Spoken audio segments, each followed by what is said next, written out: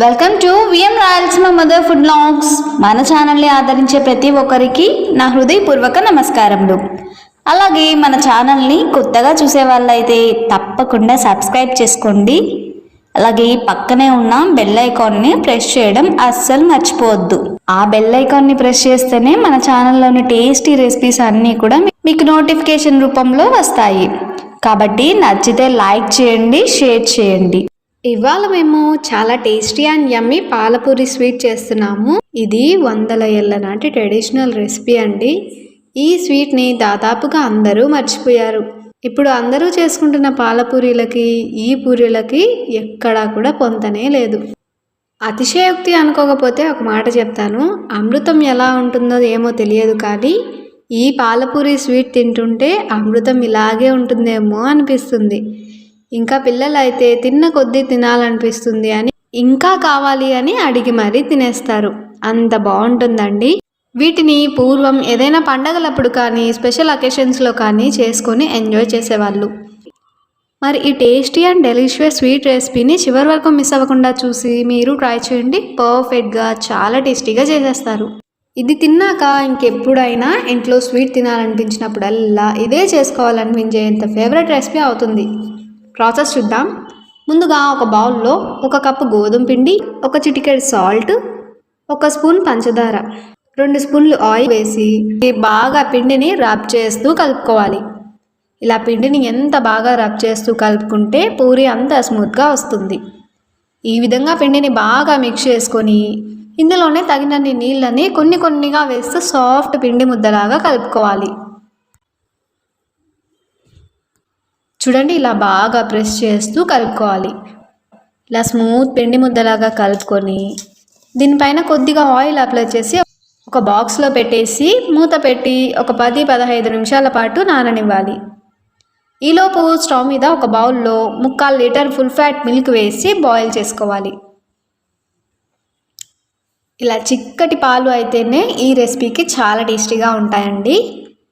ఈ పాలు బాగా చిక్కపడేంత వరకు కలుపుతూ సైడ్స్ ఏర్పడుతున్న మీగడంతా కూడా పాలల్లోకి వేసుకుంటూ బాయిల్ చేసుకోవాలి. ఈ పాలల్లోనే 1 కప్పు 2 స్పూన్ల పంచదార వేసి కలుపుతూ బాయిల్ చేసుకోవాలి. ఎంతవరకు అంటే ఈ 3/4 లీటర్ పాలు కాస్త సగం అయిపోయేంత వరకు బాయిల్ చేసుకోవాలి. ఒక 10 నిమిషాలకి ఈ పాలు కాస్త చిక్కపడ్డాయి. ఇప్పుడు ఇందులోనే 1 స్పూన్ నెయ్యి వేసుకోవాలి. అలాగే బాదం, జీడిపప్పు, ఇలాచి ఈ 3ని పౌడర్ చేసి వేసుకొని కలుపుతూ ఉండాలి. ఈ 3ని పౌడర్ చేసి వేసుకొని కలుపుతూ ఇంకాస్త చిక్కపడనివ్వాలి. మీరు కావాలంటే డ్రై ఫ్రూట్స్ని ఇలా పౌడర్ చేసుకోకుండా సన్నగా కట్ చేసుకొని అయినా వేసుకోవచ్చు. అలా చేసుకున్నా కూడా అవి పంటికి తగులుతూ చాలా టేస్టీగా ఉంటాయి. కాకపోతే కొంతమంది పిల్లలు అలా ఉంటే తినడానికి ఇష్టపడరు. అలాంటి వారి కోసం ఇలా పౌడర్ చేసి వేస్తే తెలియకుండానే ఇష్టంగా తింటారు. అలాగే చాలా టేస్టీగా కూడా ఉంటుంది. చూడండి, పాలు ఈ విధంగా చిక్కపడ్డాక స్టవ్ ఆఫ్ చేసి చల్లారనివ్వాలి. ఇంకా ఇప్పుడు ముందుగా నానబెట్టిన పిండి ముద్దని తీసుకుని మళ్ళీ ఇలా చూపించిన విధంగా ప్రెస్ చేసుకోవాలి. ఇలా పిండిని మళ్ళీ బాగా నీట్ చేసుకుంటే పిండి ఇంకాస్త స్మూత్ అవుతుంది. ఇందులో నుంచి కొద్దిగా పిండిని తీసుకొని చిన్న పిండి ఉండలు చేసుకోవాలి. ఇలా చూపించిన విధంగా స్మూత్గా పిండి ఉండలు చేసుకొని అందులో ఒకదాన్ని తీసుకొని పొడి పిండి చల్లుకుంటూ ఈవెన్గా షీట్ని రోల్ చేసుకోవాలి.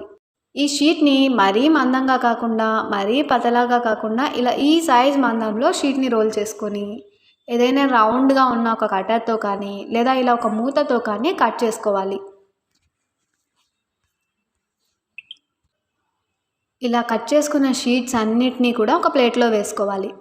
ఇలాగే మిగతా షీట్స్ అన్నింటినీ కూడా ఈక్వల్ సైజులో కట్ చేసుకొని ఒక ప్లేట్లో ఉంచాలి. మరోవైపు డీప్ ఫ్రైకి సరిపడా ఆయిల్ని హీట్ చేసుకోవాలి.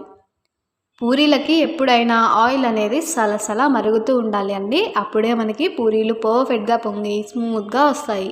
చూడండి, ఈ విధంగా సలసల మరుగుతున్న ఆయిల్లో తయారు చేసుకున్న పూరీలని ఒక్కోటి వేసి గరిటతో ఆయిల్ని ఇలా ఎగదోస్తూ డీప్ ఫ్రై చేసుకోవాలి. అప్పుడే పూరి బాగా పొంగి ఆయిల్ ఎక్కువ పీల్చకుండా అప్పుడే పూరీలు బాగా పొంగి ఆయిల్ని ఎక్కువ పీల్చకుండా ఉంటాయి. చూడండి, వేసిన వెంటనే ఇలా పొంగాలి పూరీలు. వీటిని గోల్డెన్ కలర్లోకి వచ్చేంత వరకు 2 వైపులా తిప్పుకుంటూ డీప్ ఫ్రై చేసుకొని ఆయిల్లో నుంచి తీసేసుకోవాలి. ఇలాగే మిగతా పూరీలన్నింటినీ కూడా ఒక్కోటి ఆయిల్లో వేస్తూ డీప్ ఫ్రై చేసుకొని ఉంచాలి. ఈ విధంగా ఫ్రై చేసుకున్న పూరీలని గోరువెచ్చగా ఉన్న పాలల్లో వేసి ఈ పాలని పూరీలు బాగా పీల్చేంత వరకు డిప్ చేసుకోవాలి. మేము తీసుకున్న 1 కప్పు పిండికి 3/4 లీటర్ పాలకి 1 కప్పు 2 స్పూన్ల పంచదార పర్ఫెక్ట్గా సరిపోయిందండి. మరి ఈ క్వాంటిటీని బట్టే మీకు ఎన్ని పూరీలు కావాలంటే అన్ని చేసుకోవచ్చు. మేమైతే తినడానికి బాగుంటాయని ఇలా పూరీలని కూడా చిన్న చిన్నగా చేసుకున్నాము. మీకు కావాలంటే పెద్ద సైజులో అయినా చేసుకొని ఎంజాయ్ చేయొచ్చు, అది మీ చాయిస్. ఈ విధంగా పూరీలని పాలల్లో బాగా 1 నిమిషం పాటు నాననిచ్చి ప్లేట్లో సర్వ్ చేస్తున్నాం.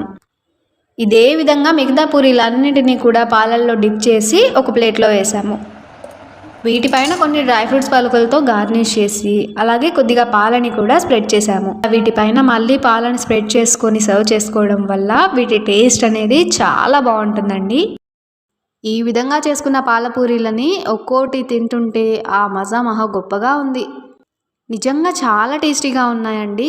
ద బెస్ట్ ట్రెడిషనల్ స్వీట్ అని చెప్పుకోవచ్చు అనమాట. ఈ రెసిపీని టేస్ట్ చేసిన వాళ్ళు ఎవరైనా సరే దీనికి ఫ్యాన్ అయిపోతారంతే. అందుకే ఈ రెసిపీని మీకోసం చేసి పెట్టాము.